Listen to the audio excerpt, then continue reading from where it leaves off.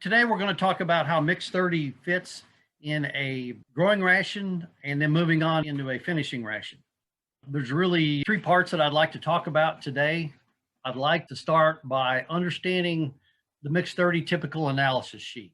I've highlighted the points that I'd like to talk about and how they fit into a ration. Let's kind of start at the top.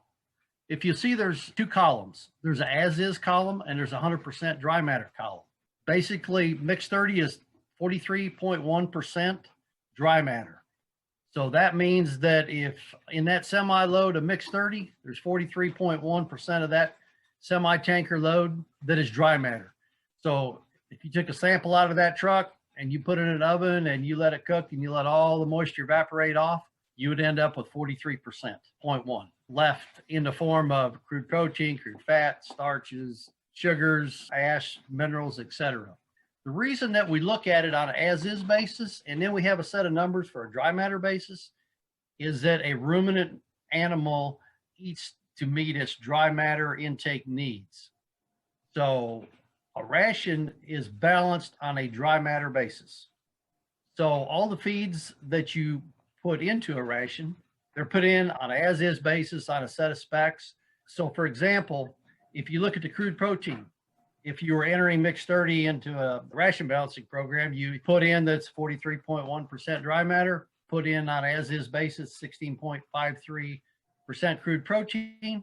That computer would automatically divide that 16.53 by the percent dry matter solids. So the 16.53 would be divided by 0.4310, which on a dry matter basis, Mix 30 is 38.35% crude protein on a dry matter basis. So an animal, a steer, a heifer, starting calf will eat so many dry matter pounds of feed a day. Say like a 4-weight, 400-pound heifer calf, she might eat 13, 14 dry matter pounds, depending on her breed or her age or frame size. So her set of requirements that have been laid out by a number of different research groups over the years says that as a percent of those dry matter pounds that she's eating every day, she needs X percent of crude protein, she needs X percent of calcium, X percent of phosphorus, X percent energy, right on down the line. So that's the reason when we look at a Mix 30 analysis that we show it on an as-is basis and also on a 100% dry matter basis. Moving down the line, crude fat, 10.57% on an as-is. If you would take all the water out of that product, it'd be 24.52% fat on a dry matter basis. Now, and the way that computer would price that into a ration balancing program, let's say, for example, Mix 30 would cost $200 a ton delivered to that feed yard. That computer would convert that $200 a ton. It would again divide it by the percent dry matter, 0.4310, which would make it cost $465 on a dry matter basis. So you could really, over the as-is column, you could write Mix 30 costs $200 a ton, but on a dry matter basis, it costs $465 a ton. Sounds like quite a difference, but the numbers that equate to the $465 a ton would be it's 38+% crude protein, it's 24% fat, energy is 1.05 megacals per pound on a dry matter basis. So what does 1.05 megacals per pound really mean when you're comparing it, let's say, with corn? Corn, steam flake corn, most nutritionists will consider it about a 0.7 megacals per pound. Mix 30 is somewhere in that 130% more energy than corn on a dry matter basis, depending on what lab you're using, what nutritionist, how the nutritionist wants to look at it. Ash 7.25, that's kind of in the middle. One thing I wanted you to take note of, calcium 0.09. Basically no calcium in Mix 30. However, a ruminant animal, a feeder calf, requires about 0.5% calcium on a dry matter basis of their diet. So Mix 30 is not a source of calcium for a starting animal or for a finishing animal. It has lots of other assets. It's high in phosphorus, has a nice magnesium level, nice potassium level. Other thing that I'd like to point out on this, mixed 30 is 0.47% sulfur. An animal has a need for sulfur. However, you can overdose an animal with sulfur fairly easy in feeding wet distillers grains, dry distillers grains, a lot of the byproducts that come from the corn processing. Some of the products are high in sulfur.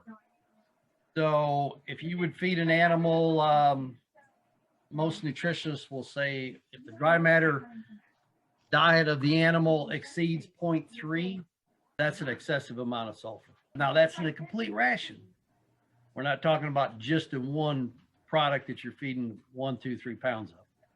You have to look at all the ingredients. But I just wanted to note, to kind of keep sulfur in the back of your mind, you do not want it too high. That's where nutritionists run into problems. That is how nutritionists can make us look really, really bad. Some dry distillers grains, some corn steep liquors are very high in sulfur. So in order to make you look bad, they will just continue feeding their same ration, and they'll pile a couple pounds of mixed 30 on it, which will make their sulfur higher and higher in the diet. And they'll call them and say, hey, my cattle are backing off in feed. Matter of fact, they're stumbling around. They show symptoms of being blind, and they're stumbling and they can't walk. So they got a sulfur toxicity.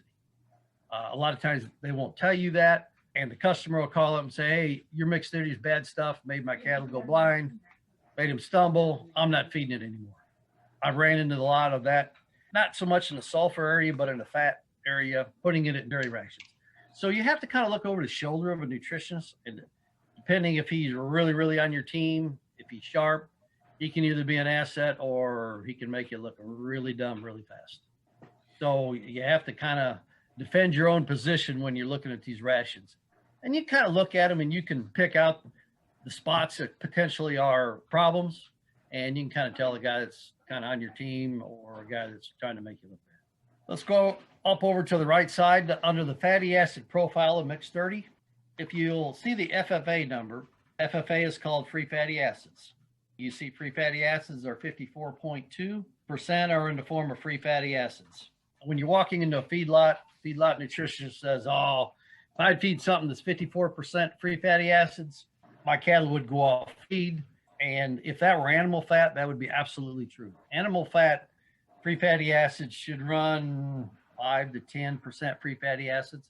If it goes over 10, give or take, that means it has started to oxidize. And oxidation means rancidity in animal fat. And when you have rancid animal fat, that is bad, bad news in the feed yard ration that day. Cattle will go off feed. So basically, old school nutritionists are taught, oh, I test the fat and it's over 10% free fatty acids. That means it's rancid and I don't want to feed it. Well, that was one of the first battles that we got over 30 years ago. Free fatty acids are either a natural oxidation or in vegetable fat like corn and soy, they are created by hydrolyzing fat. So I've got just a little paragraph that I wanted to read you that was written by very knowledgeable people in the fat world. Oxidation of fat produces FFAs as a byproduct. Therefore, the presence of high levels of FFA in whole animal fats cause concern about rancidity. Hydrolyzed fats, in which the free fatty acids are created by deliberately splitting the glycerides from whole fat, contain higher levels of FFA than whole fats. The high FFA level is not a problem in ruminant and poultry rations if these fats contain antioxidants to prevent oxidation. So once you read this kind of the definition of fats that I emailed you, you'll see that high quality animal fat FFAs range from 0 to 10, grease, poultry fat 10 to 20. If it's animal fat 30 to 50, it means it's really poor quality. 50 to 80% means it contains at least 50% substock, i.e. our interface products. And the research that we've had done on fats at A&M here a number of years ago actually showed the interface have a slight advantage over the animal fats and the pure vegetable oils fed in feed yard diets. This is something that you can pull out, just a handful of pages, and it'll make you an expert on all the different types of fats that are fed into feed yard diets and backgrounding diets. And again, everybody knows our C18-2, that's linoleic acid. Linoleic acid is very positive from a breed back, fescue toxicity preventing, antioxidant, lots of positive things about the C18 linoleic acid. And when that says 51.9%, that means 51.9% of the fat is in the form of linoleic acid. That doesn't mean 51% of mixed 30. That means 51% of the 10.5% fat that's in mixed 30 on an as-is basis. High fat steep is basically the exact same thing as mixed 30. Does not have the added vitamins and trace minerals in it.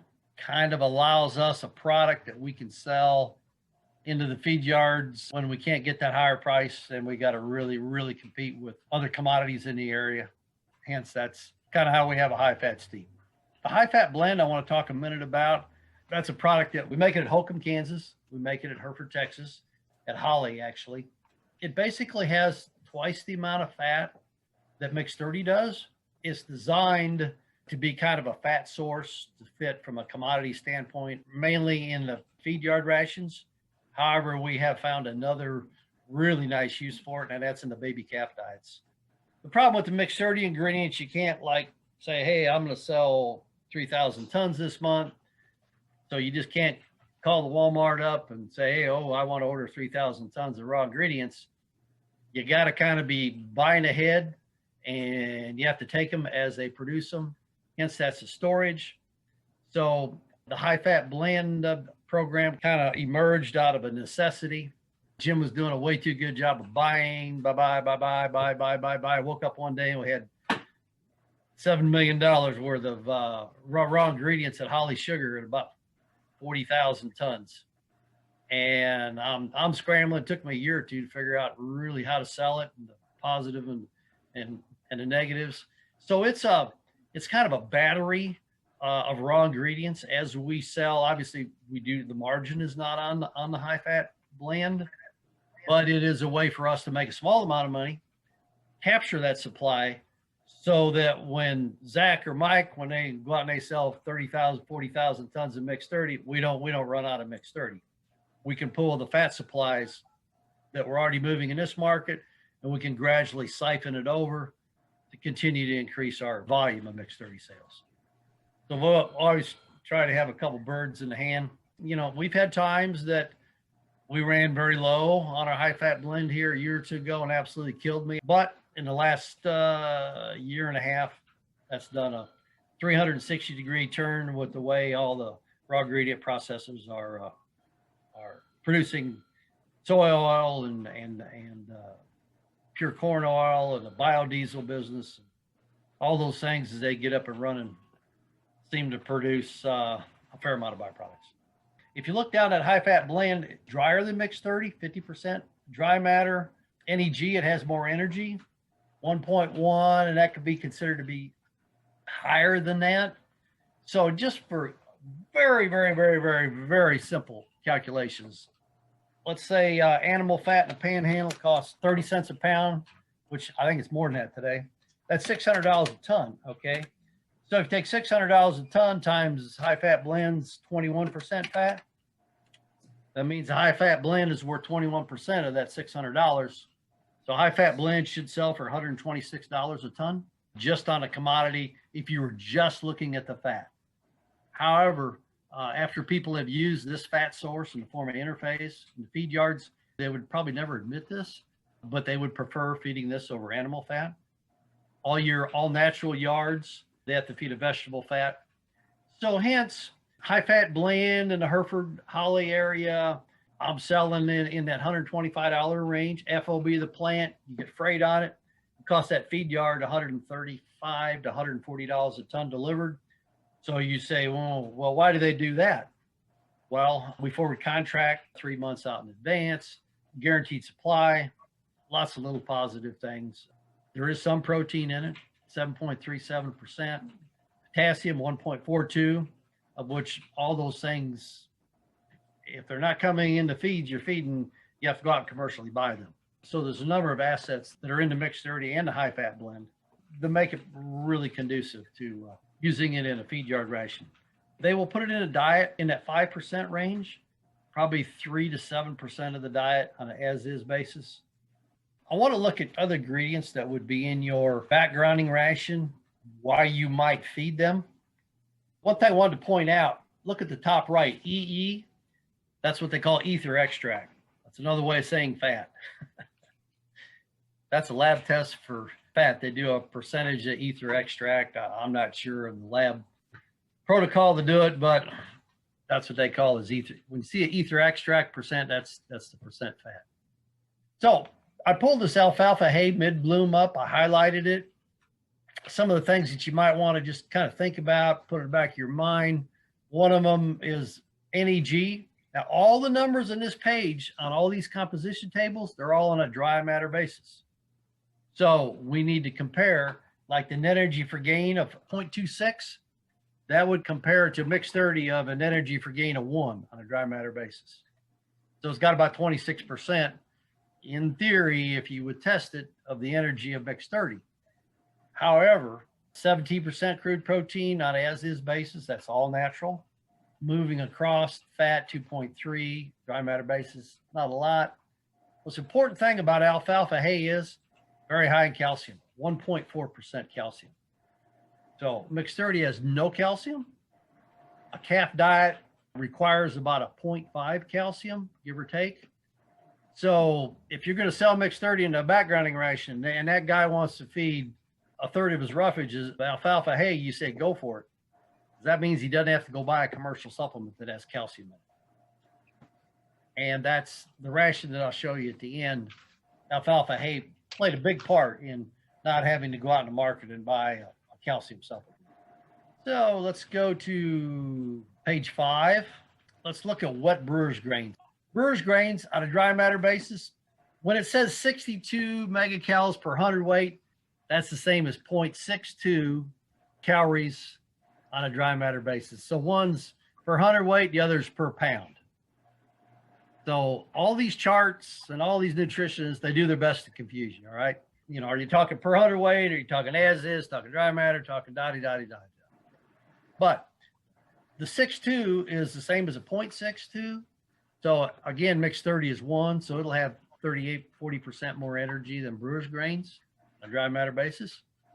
Crude protein 27, which is less than mixed 30. Mixed 30 is in the mid to high 30s, dry matter basis, crude protein. And go across your ether extract, brewer's grains is 7.6% fat, ether extract, where mixed 30 is what, in that 22, 25 dry matter fat. Calcium, it has a little bit of calcium in 0.29, a lot of phosphorus. Look across there, sulfur's not marked, but sulfur's 0.32. So if you had an animal and you were feeding him 100% brewer's grains with nothing else, that animal's intake would be 100% of his intake would be 0.32 sulfur. He would be having sulfur toxicity problems. So if he didn't have any hay, let's say the guy ran out of hay, oh, there's no pasture, there's nothing, and his cattle are eating 100% brewer's grains with a 0.32% sulfur, he's probably going to have some cattle that show up slightly blind. If you change the diet quick enough, you can get them over it.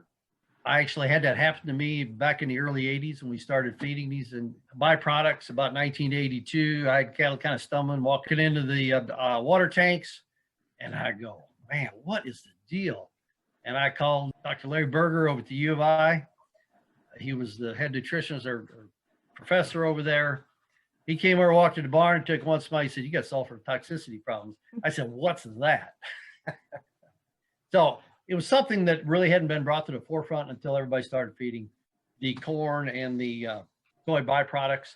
And the reason it's so high is a lot of these processes use sulfuric acid in their pre-distillation in their process in order to break that corn kernel down. So some of the byproducts will have a high amount of sulfur coming from the sulfuric acid used in the processes. What we call corn steep that we get here in Pekin, Illinois, it has a fairly low sulfur level, somewhere down in the 0.2s, 0.18. MCPs, corn steep liquor, it can run 1%, as is basis sulfur. So if you're overamping, some of the corn steeps out there can be extremely high in sulfur. We're fed as a ration texturizer, half pound per head per day, doesn't make any difference. But the guy really doesn't know what he's doing and just kind of piles it out there because he bought it cheap, puts it in an open top tank up in Nebraska, he could have problems. That's why we test for sulfur in all of our products, inbound trucks, every load, every day, because you can have levels really high and you can have levels, some of them pretty low. Let's look at corn. I highlighted 3 different types of corn: whole corn, rolled corn, and steam flake corn. Probably a lot of your growing rations, they'll be using rolled corn, some kind of rolled, ground, sometimes whole. So you can see whole corn or rolled corn, 0.65 megacalories per pound. Again, mixed 31. So mixed 30 is 35, 40% more energy than corn in that situation. Slightly less than steam flake corn. You see the fat levels, 4.3 in corn. Also see corn has basically no calcium in it, 0.02. Got some phosphorus requirements in that 0.3 range. Corn gluten feed, sulfur, there's basically no sulfur in corn either. 0.13% sulfur. So very little sulfur, no problem there. Get on to corn gluten feed, 56 NEG, 3.2 fat, 0.12 calcium. But go across there. In this particular corn gluten feed, it was 0.47% sulfur. So if you're feeding 100% corn gluten feed, and that's all these animals are eating, and the guy calls up, hey, you know what, I'd like a little fat, so let's throw some mixed 30 in on top of the corn gluten feed. So they didn't have very much roughage, basically no roughage. Again, you could overamp them on sulfur. But if you've got any kind of a poor quality grass hay does not have much sulfur in it. So it's kind of very easily dealt with. You just need to be aware of it. 2 things that are fed a lot, mainly in the South and in the West, you can see cotton gin trash, cotton gin burrs, cottonseed hulls. Cottonseed hulls are a little higher quality, not by a lot. You know, you can see on the chart here, net energy for gain is 0 or 3.003 net energy for gain, basically 0 energy if you were to test it. However, in a ruminant animal, they need a certain amount of roughage in that rumen to keep everything healthy and moving around and bulk that ration up. So the cottonseed hulls and cotton gin trash has lots of positive things in a calf starting diet. Energy is not one of them. It's got burrs at 1.7% calcium. I would say that burr test had quite a bit of dirt in it, where the hulls are only, 0.15, I think.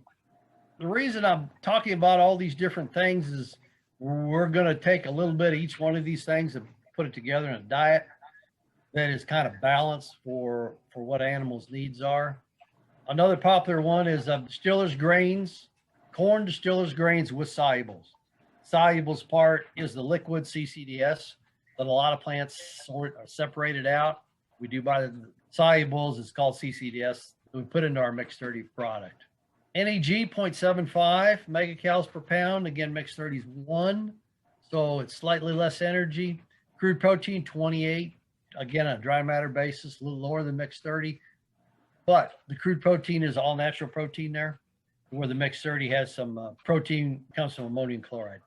Fat 11%, calcium 0.2, and a pretty high level of phosphorus.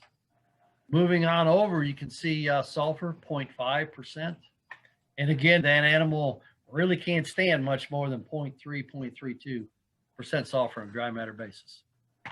So people that are overamping on some of these grain byproducts can be inherently having some issues. Another popular, really old school is cane molasses. Cane molasses, net energy for gain on a dry matter basis, 0.5. So that would roughly be half the energy that mixed 30 would have on a dry matter basis, and high percentage, most all that comes from sugar. Sugar is a quick release, quick energy, not a long-lasting type effect. Only 6% crude protein, fat, ether extract 0.8. So other than that smell and feel good, molasses does not have a lot of nutritional value. The biggest asset, number one, is its smell, texturizing. And the sugars are pretty positive in dairy rations, not as much in starting rations and in feed yard diets.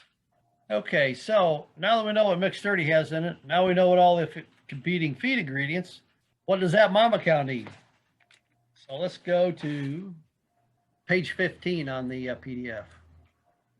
Okay, so Let's look at a 900-pound mature weight cow with a 10-pound peak milk. Her dry matter intake, which is the third column over, is somewhere in the 20s on a dry matter basis. We didn't really talk about TDN much. TDN's pretty much an old school way of talking about energy, equivalent to net energy for gain, but she's requiring 57% total digestible nutrients on a dry matter basis. Moving across the page, of that 20 pounds that she's eating, 9.3% crude protein, 0.25% calcium, and a 0.17% phosphorus in that diet. What we need to do is go back to the mixed 30 and let's see what mixed 30 is, TDN. TDN is an old school way of talking about energy in a product. TDN stands for total digestible nutrients, 109.5% on a dry matter basis. And that cow is requiring something that's about a 50. As you get time, you can kind of look through here. As you'll find, the higher the mature weight of the cow, her dry matter intake will be increasing. Percent of her calcium will probably be staying about the same. Her percent calcium needs in a diet. You can go back and look at the TDN that is in hay, dried distillers grains, corn silage.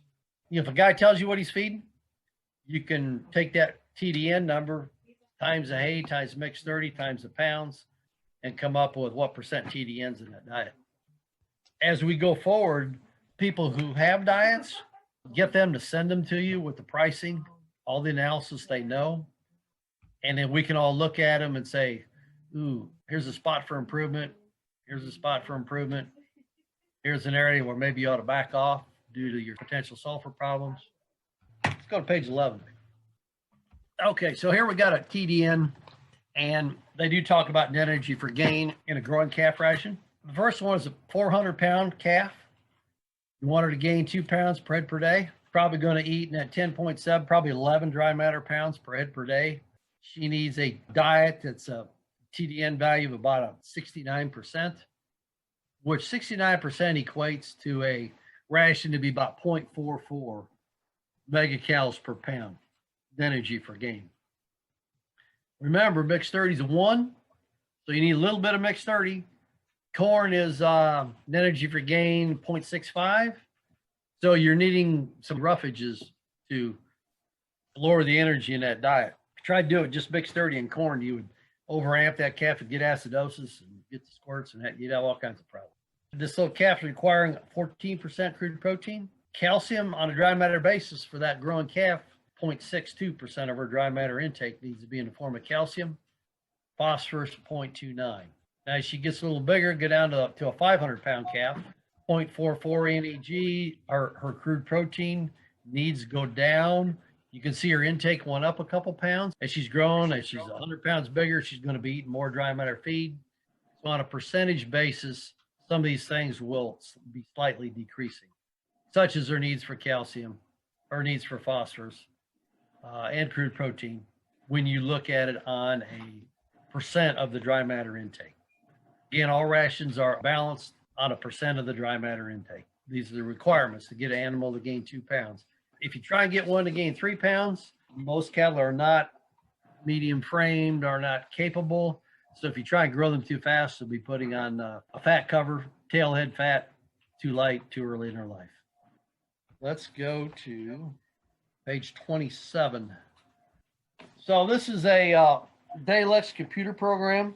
This is probably the third computer software program that I learned in my life. The original one was ran on the old key punch card machines and all the tape at ISU's computer.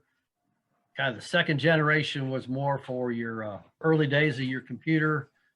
This Daylex system is commonly used by a number of the feed yard nutritionists today. Maybe half of them probably use a Daylex. There are some much higher tech ones out there today.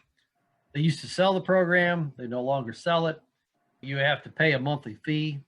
I gave up my monthly fee 2 or 3 years ago. It can consume a lot of your time trying to stay up to date with it. If that's not your business, if your business is being a feed yard nutritionist while you walk, talk, eat, and breathe, buy one of these programs, but you just don't pick it up one day and use it for 10 minutes and then do not use it for a couple years. At the time, I said, okay, Mr. Roberts, what do you have available? He said, well, I have soybean hulls at $181 a ton. That's what it cost me. Alfalfa hay, $170 a ton. Triticale hay, 140. I got some sorghum Sudan hay, kind of really poor quality. You're going to provide me some mixed dirty with vitamins and trace minerals in it at $202. He said, I've got corn, ground corn available, and this is how I want it priced. So I put the as-fed cost of ingredients into the program. In this particular sheet, I said, okay, how are you feeding these things right now? In what ratios? You look at ratios, percents, pounds bred per day, batch sheet. There's 18 ways that people look at it. How many scoop shovels of each do you feed a day? Or are you weighing it in a mixer wagon? So we kind of talked about 35% of his diet would be soy hulls on an as-fed basis. Then he said, my roughages, he said, I want to feed a third, and a third. That's just how I put one bale in, one bale in, one bale in. I put 3 bales in every mixer wagon, mix it up. So that was their best guess, a third, and a third. Then 8% mixed 30. And in the starter ration, the first diet, you notice corn is 0.01. Didn't really want any corn in that starting diet. So the question is, when you put these ingredients like this together, does it meet the calcium level? Does it meet the phosphorus requirement of the animal? Does it meet the calcium requirement of the animal? Protein, energy, what does it do? Go to page 2. So this is the nutrient analysis. So when you put those ingredients together on those percentages, what does the ration look like? Crude protein on a dry matter basis, 16%. You could say that's slightly higher, but I just soon err a little bit to the high side. TDN, 58. NEG, 36.61% NEG, megacals per pound. And I believe, weren't they wanting about a 0.44 in a growing ration? We don't want to start these calves right out on corn. You really want to start them on the hay. Soy hulls, NEG is really undervalued because it's so healthy for the rumen. Cattle will do actually a lot better on it from a rumen health standpoint, gain, than what it shows on paper. Called unidentified growth factors in it. So this diet's 0.361 NEG. So let's see what the calcium is in. Calcium level 0.69%. See calcium right there down from the TDN. So 0.69% calcium. And if that animal's requiring around a 0.6, 0.55 to 0.6, and 100% of that calcium came from that alfalfa hay in there. Hence, he did not have a need for his ADM dry pelleted supplement that he was being sold prior to me getting there. And he's like, wow. I said, you can really balance this thing pretty well with all your feed ingredients that you already have here. That was a huge no-brainer for him to go the mixed 30 route. Phosphorus 0.25. That 0.25 is coming from his feed ingredients, his hay, and also the mixed 30. Potassium 1.98, probably slightly on the high side. Sulfur level 0.16. So a number of his feed ingredients were very low. That triticale hay and a couple of his other ones are a very minimal amount of sulfur in it, a low amount of sulfur in soy hulls. So when you put those roughages together, the third, and the third, soy hulls and mixed 30, this ration balances out very well. Mixed 30 again has got your vitamins and trace minerals in there, which are needed. This is the first one you'd start with, and you'd go to the grower ration 1, grower ration 2. Okay. So let's go to page 29. Okay, so what I did was, you can see the starter ration is 35% soy hulls. That's the analysis we just got done going through. And you can note, you go to the bottom there, 0 corn.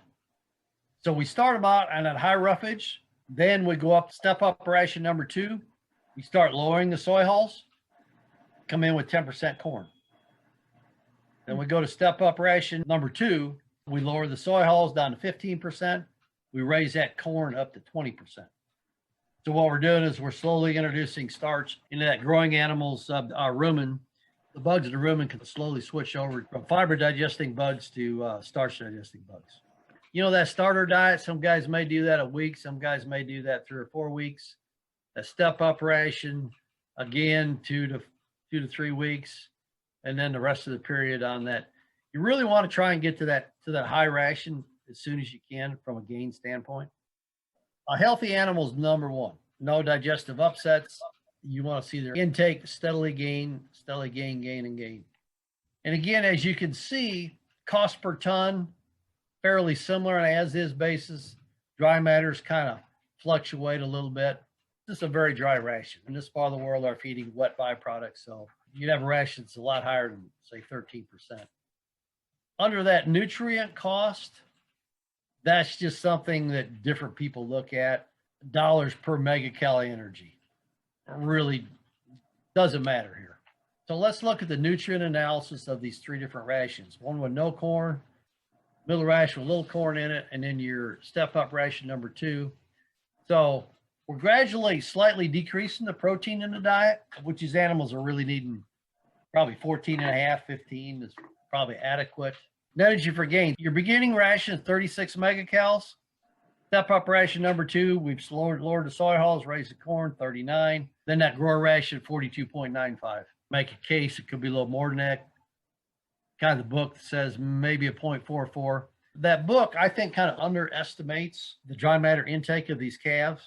What would really tell the story is if he said, you know what, my calves are eating X amount of pounds, dry matter basis, that's 14 or 15, not 12.5 like it was calculated. So you can really, I mean, you can just drive yourself nuts trying to micro manage these things. But what we're trying to do is eliminate major problems, keep cattle healthy, keep them going forward. Let's move on up here. Let's kind of look in the middle, your fat and your moisture. 13% moisture in these diets. Calcium, sulfur in the diet, 0.16. That's not an issue. Fat levels were continuing to increase, i.e. the mixed 30. A lot of feedlot finishing rations will be formulated to 6.5% fat on a dry matter basis. Nutritionists who are feeding added fat in the diet will tell you that it keeps cattle from sorting feed, increases yield grades, increases dressing percent, increases average daily gain, and a better feed conversion due to a more energy-dense ration on a dry matter basis. A lot of your finishing rations, they'll try and work that fat level up 4 or 5% in the diet to obtain yields in finishing ration, fat cattle rations, prevent bloat, feeding a very dense energy source like fat in a finishing ration, keeps the dust down, keeps the cattle from sorting the cob out of the diet or out of the bunk. But again, backgrounding guy, the most important thing that you can get from him, if you can get this sheet right here that shows his diets, analysis of his feed ingredients, and the cost. And that might sound easy, very difficult. Probably 50% of the people don't have it. And there's probably 40% of the people don't want to give it to you because maybe they might be embarrassed, or you're going to come back with a different idea than their nutritionist. So kind of a matter of smoothing them out. But if you have hard numbers and facts to deal with, it can make the sale really, really easy. Like it's a no-brainer to use Mix 30. Or if you're sitting right next to an ethanol plant, yeah, there's probably other guys you ought to chase that are farther away. But again, most important thing is we have to gather all the facts from them and look at it and make an honest judgment on what our recommendations would or wouldn't be. One thing that Mix 30 does do a lot of times on a from a commodity-based standpoint, percent of fat, protein, back when corn was like $3.30 a bushel, oh, Mix 30 is too high, and oh, on a dry matter cost, it's way too high. But what Mix 30 allows you to do is to feed cottonseed hulls, cottonseed burrs, poor quality hay, wheat straw, all these roughage byproducts that a number of these people have at their disposal. Some of them can get it very cheap, but unless you put Mix 30 on it, those cattle are not going to eat it. It's not going to get in that rumen. The rumen bugs cannot make microbial protein out of it, and hence energy and beef and milk and all those other things. They say, well, I can buy corn per unit energy a lot cheaper. Try mixing corn with that wheat straw and see what you get. They'll just eat the straight corn and they'll sort the wheat straw out, and you'll not be making progress. That fat properly mixed with those poor quality roughages will coat a lot of that fiber, and it'll get those cattle to eat it all. Let's go to page 32, and I'll show you one other aspect of this particular program. This is what they call a performance projection based on the ration fed. If you go to the left here, if you're a producer and you're a nutritionist and you're wanting to give your guys some information as far as break even on these calves, that's another value of the software program. So you can do the date the steers came in, assume 500 a head, and it's got highlighted feeder cost per 100 pounds, and it's 177. That means that he bought that calf for $1.77 a pound. And he says, okay, I think I could sell it for $1.70. And he puts all the parameters in here. Animals are going to shrink 3%. He's going to have a 1% death loss. Intake factor of 6 out of 10. Might be during the winter. Efficiency, kind of, et cetera. Yardage. Days on feed in the starter program is going to be 35 days.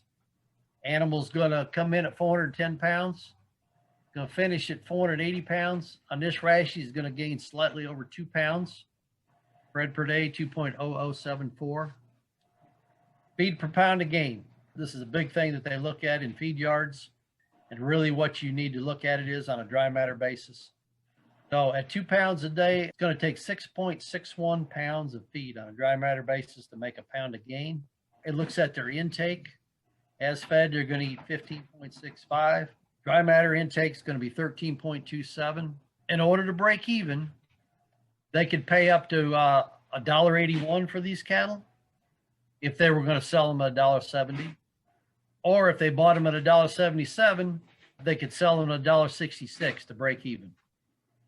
Cost spread per day is 1.9. Basis to market over to the left, buying them at $1.77, selling them at $1.70. These cattle will make $17 a head. So the software program, they have the ability to take the diets, energy levels, predict gain, and then based on a set of costs, give you a break even on your animal. If everything works how it does in the computer program. And again, on a handful of numbers, not that viable. The more numbers of cattle you have, more consistent environment, the more highly predictable the computer forecast is. Take a look at it, call with questions. And the best way to start in on this thing is to get somebody that will share his rations with you and cost and see what he's doing and see what he wants to do, what ingredients he'll have available coming down the road.